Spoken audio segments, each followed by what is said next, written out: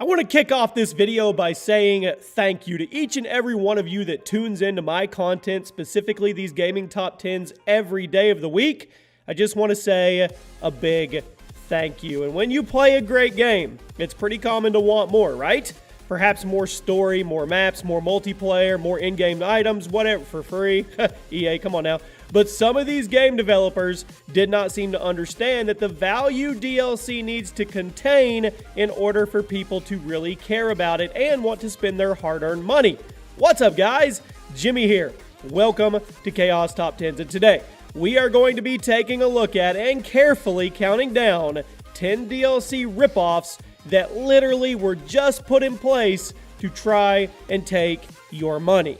We are running a $200 Amazon gift card giveaway the entire month. All you have to do to enter is like this video, be subscribed, turn on your notifications, and leave a comment why you want to win it with your Twitter handle attached. I will announce the winner at the end of the month on Twitter.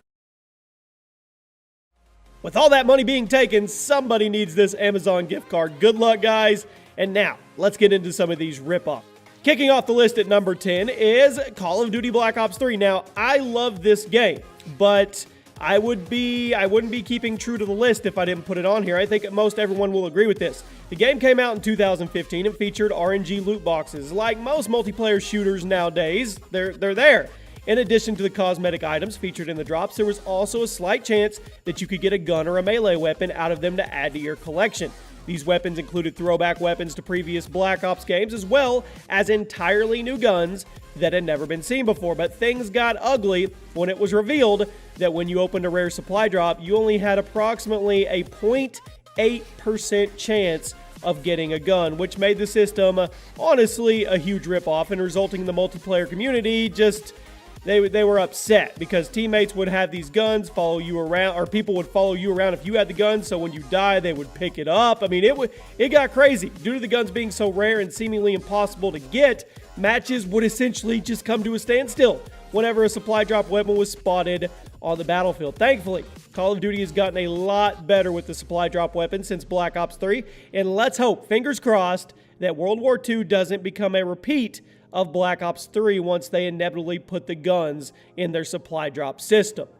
One of the best parts of playing a multiplayer shooter is getting to use all of the different guns and grind for those various camos and attachments. Well, at number 9, we're going to talk about Battlefield 4. And EA, man, well, they're in hot water right now anyway. EA clearly thought that no one really wanted to do that because of the release of Battlefield 4. They offered an expansion called the Ultimate Shortcut Bundle for $50.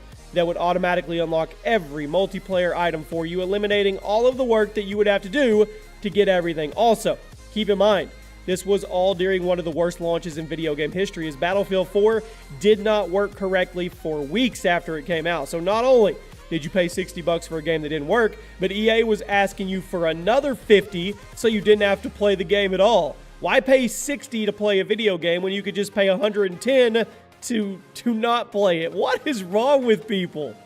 At number 8, we have Tomb Raider 2013. The Tomb Raider reboot by Crystal Dynamics was fantastic and one of the best games to come out in the last few years. I think most people would probably agree with that. Naturally, people wanted more of it. So an expansion was released called Tomb of the Lost Adventure, which added some new objectives to the game's world. The only problem was the new stuff was added. It could be finished in about 10 minutes. That's right. This was seriously a 10-minute DLC. I don't care how good the core game is or how solid those 10 minutes were. If you have to put in a little more effort than 10 minutes, that's a ripoff. There's no way around it. If it walks like a duck, it talks like a duck, it quacks like a duck, it's a duck. And that, my friends, is a ripoff duck. At number 7, The Sims 4. The Sims has been running forever, almost as long as I can remember being into gaming. But because of how long The Sims has been running, gamers were shocked at The Sims 4 and its shocking lack of content. And once the expansions started rolling out for it, it became very clear why the core game had barely anything to do. So much of The Sims 4 was clearly ripped out in order to be sold as DLC. And the frustrating thing was that even if you did pay for all the DLC in the game, the complete Sims 4 experience still didn't even have as much content as the base versions of the previous Sims games. How do you run a series for as long and as storied as The Sims and then pull something like this and just expect everyone to be okay with it? At number 6, we have Evolve. Leading up to the release of this game, there was a good amount of hype due to its original concept. However, I think we all know what happened here when it was released. Due to the utter lack of content and the repetitive nature of the content that was actually there, Evolve died quickly. It didn't evolve at all. Another contributing factor to why the game was such a flop was their handling of the cosmetic DLC. Gun skins were slapped with a $2 price tag, and there were so many of them that you would have to pay, get ready, $130 to own them all. The price of 2 entirely new games. Not to mention that if you wanted new monsters to play as, you would have to fork over another $15 for each one of those. Players were upset at Evolve's lack of content, but the extremely overpriced DLC only served to drive even more people away from the game post-release. And now, why wasn't all the stuff in the game to begin with? I guarantee you that if the DLC content had been included with the core game, more people would have stuck around and they probably would have made more money in the long run. Cracking into the top 5 today, this is a beat 'em up from Capcom, and it was released in 2012 to solid reviews and good sales. I am speaking of ASURA'S Wrath. The story was fun and the art was amazing, but the game had a ton of negative attention for how it handled, you guessed it, its DLC expansions. The ending of the campaign was very frustrating as the story kind of just ended as if there was supposed to be another section that was just ripped out for some reason. Well, guess what? The ending of the game was ripped out, and it was being sold as an expansion for an additional $7. Capcom definitely used to get a lot of heat for their DLC practices, and ASURA'S Wrath is one of the worst examples of how they handled things. At number 4, we have Destiny, and the first Destiny launched in an embarrassing state. Even if you ended up loving the game as it was updated and expanded upon, I think it's pretty fair to say that the base version was pretty lame. With each new expansion, certain issues were fixed and new things were added, which is a good thing. Many people agree that the Taken King expansion is really what fixed the game, as it added a ton of new content and also changed much of the core mechanics that people were having issues with. So why is it on here? Well, if you remember, the Taken King required you to pay another $40 for it, even if you already had the season pass. I'm sorry, that's just shady. I don't care. No way around it. That's shady. Not only that, but if you didn't pay for the new expansion, the game would lock you out of the core modes and features, basically holding your game hostage until you forked over the extra cash for the Taken King. It was a great expansion, and I'm not denying the quality of the DLC as a product, but the way it was sold was awful, and it deserved to be on this list.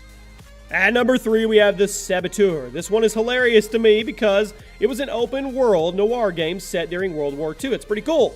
Like many mature open-world games, you could go to the strip club, see some, whatever, digital strippers if you wanted. However, the strippers all had their private parts censored, but if you really wanted to see that digital nudity in its entirety, you guessed it. You could drop an extra $5 on an expansion called the Midnight Club, which removed all the censorship on the strippers. Things got even weirder when EA suddenly shut down the game servers, which also deactivated the expansion and put the censorship back up on the strippers, essentially meaning you paid for nothing. So you paid extra money for the nudity, and then EA turned off the nudity and kept your money. I mean, EA is just everywhere, man. I wish they would just stay classy.